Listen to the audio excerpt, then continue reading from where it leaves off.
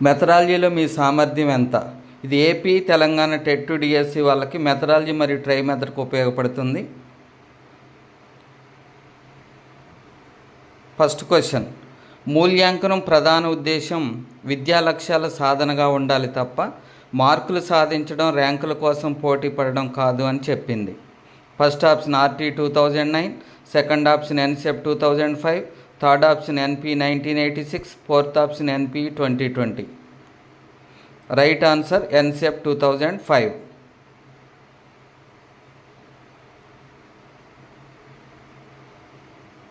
Second question, విద్యార్థులు చేసిన కృత్యాలని, సేకరించిన వాటిని, ప్రదర్శనల్ని, పనితీరు వివరాలని సంకలనం చేసి భద్రపరచడం అనేది 1 సమాచార పత్రికలు, 2 భావన చిత్రాలు, 3 పోర్ట్ఫోలియో, 4 చిత్రలేఖనం.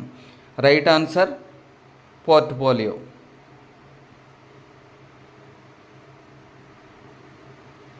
నెక్స్ట్ థర్డ్ క్వశ్చన్, ఉపాధ్యాయుని పర్యవేక్షణలో విద్యార్థులు నిర్వహించే కృత్యాల సముదాయమే పాఠ్య ప్రణాళిక అని అన్నది ఎవరు? 1 ముర్రే, 2 స్పియర్స్, థర్డ్ వన్ క్రోన్క్రో, fourth option Cunningham. Right answer spheres.